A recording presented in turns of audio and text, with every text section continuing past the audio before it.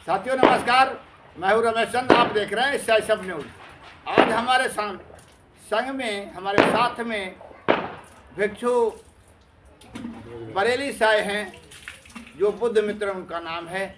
उनसे आज हम कुछ चर्चा करने जा रहे हैं। तो भंते जी, अवकाश बनते बनना हम आपसे सबसे पहले मैं आपको SCISF चैनल का धन्यवाद व्यक्त करता हूँ और मैं आशा करता हूँ कि आपका ये चैनल अंतर्राष्ट्रीय स्तर पे कीर्तिमान स्थापित है। धन्यवाद।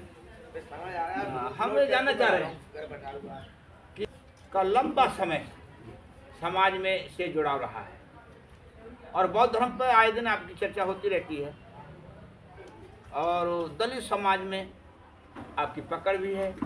दलित समाज के लोग आपको लाइक भी करते हैं और आपकी छवि एक संत रूप में है। लेकिन हम जानना चाह रहे हैं, आज कल 14 अप्रैल परसों थी और जब से तमाम जगह बाबा साहब वो सत्य डॉक्टर BR अम्बेडकर का 133वां जन्म समारोह मनाया गया। आप इस पर क्या कहना चाहते हैं? देखिए, भारत ही नहीं बल्कि विश्व के लिए अम्बेडकर जयंती कार्यक्रम जो है बहुत ही महत्वपूर्ण है, गौरवमयी।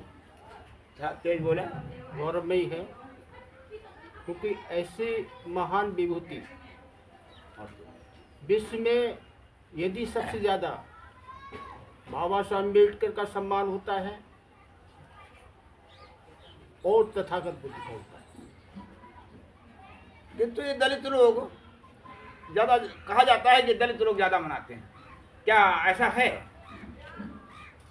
ऐसा है, मनाते तो सभी हैं, सभी वर्ग के लोग, सभी धर्म के लोग जो है बाबा साहब और राजनीतिक दल के, सामाजिक और धार्मिक संगठन के लोग भी मनाते हैं। हाँ। लेकिन जो बाबा साहब ने जो सदियों से सताया हुआ समाज, वंचित समाज, जी, बेसहारा उपेक्षित समाज जी के लिए जो कार्य किए हैं और संविधान में उनको जो स्थान दिया है, सम्मानपूर्ण जीवन जीने के लिए, समता और ये मौलिक अधिकार जो है प्रदत्त किए हैं भारतीय संविधान में, जो है उनका लिए वो बाबा साहब को अपना ऋणी मान करके हैं और उस कर्ज को चुकाने का जो है भरपूर प्रयास करते हैं और उनके परिश्रमों पर चल करके बाबा साहब का स्मरण करते हैं कि और गौरव महसूस करते हैं कि धन है बाबा साहब जो हमारे समाज में रह करके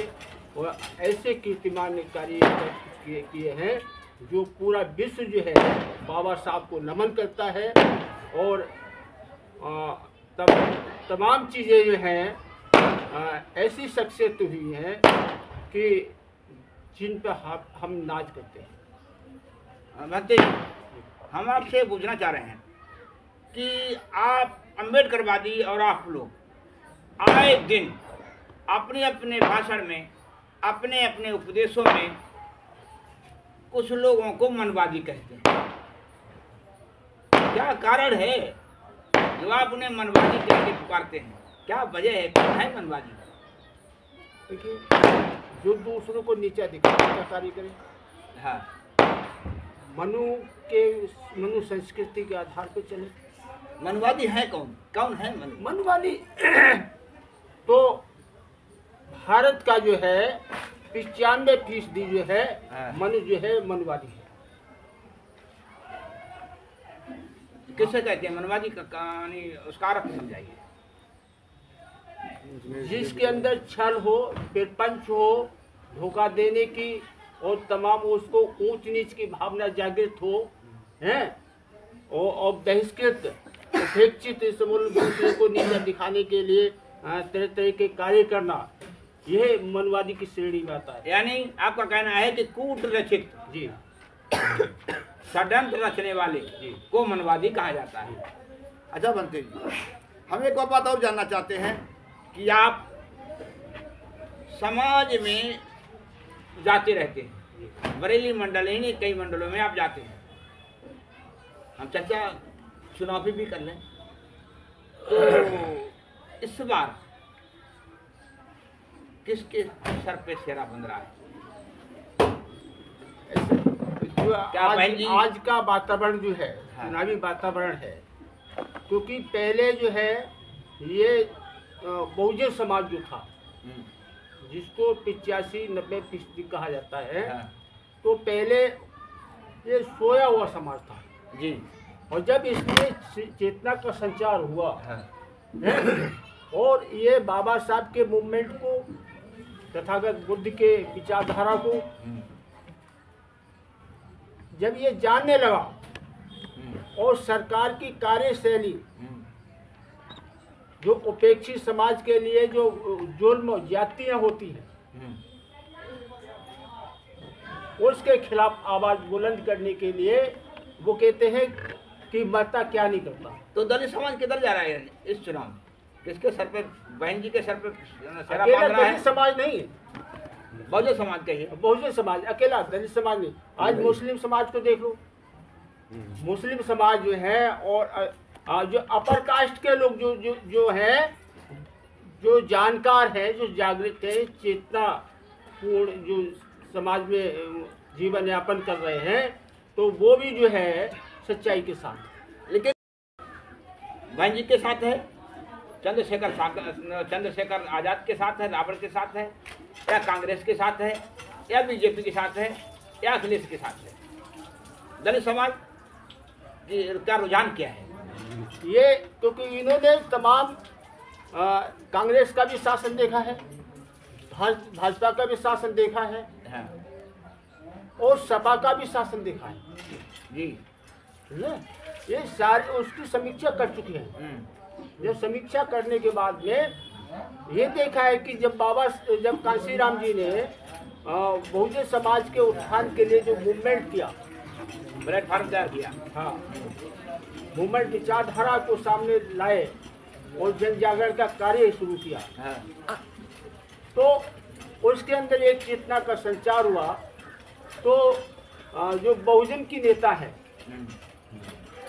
प्रथम श्रेणी में आती हैं वो बहन कुमारी मायावती जी। प्रथम श्रेणी में बहन मायावती को बताया जा रहा है। हम ये जानना चाहते हैं कि आप इस समय आप तो समझ जाते हैं जी, लेकिन चंद्रशेखर आजाद की पार्टी में यानी भीम आर्मी में लोग ज़्यादा रुझान रखते हैं, ऐसा कहा गया है। आपने क्या देखा? युवा वर्ग जो है वो बहुत जल्दी भ्रमित होता है, उसका खून गर्म होता है।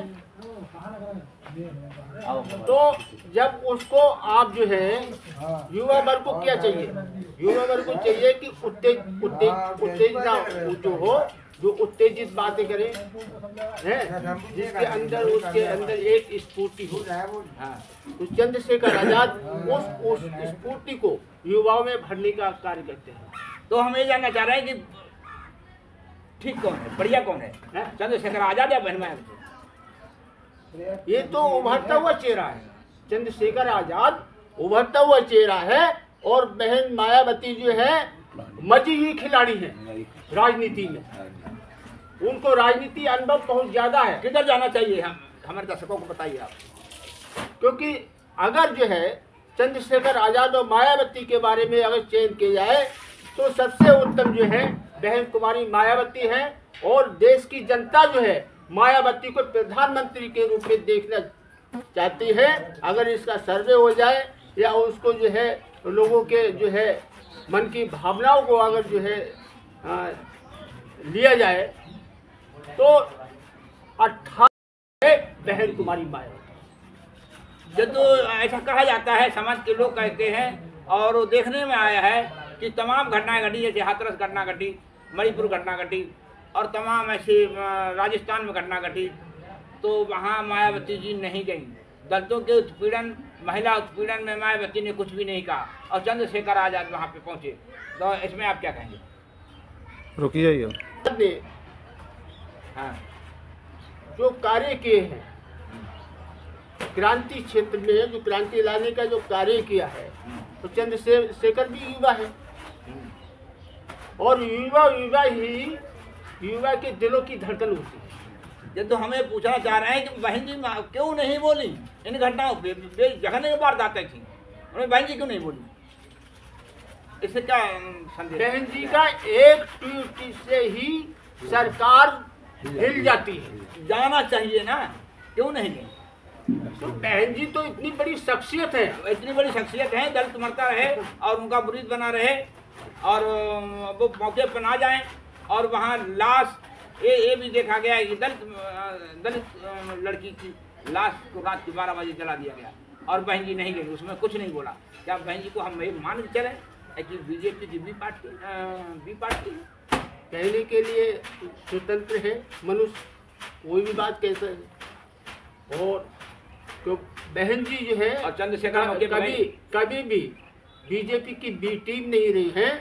बहन जी ने कभी जो है उनको अपना समर्थन देकर सरकार नहीं बनाई है, लेकिन जब भी सरकार बनाई है तो उन्होंने खुद जो है बहन जी को समर्थन किया है। बहन जी स्पष्टवादी मेरा कहना है कि बहन जी इन घटनाओं में क्यों नहीं गई, क्यों नहीं बोली, इसका क्या कारण रहा? चंद्रशेखर गए और बहन जी नहीं गई, इसका क्या कारण रहा? मैं सिर्फ मेरे दर्शकों से आप बताइए।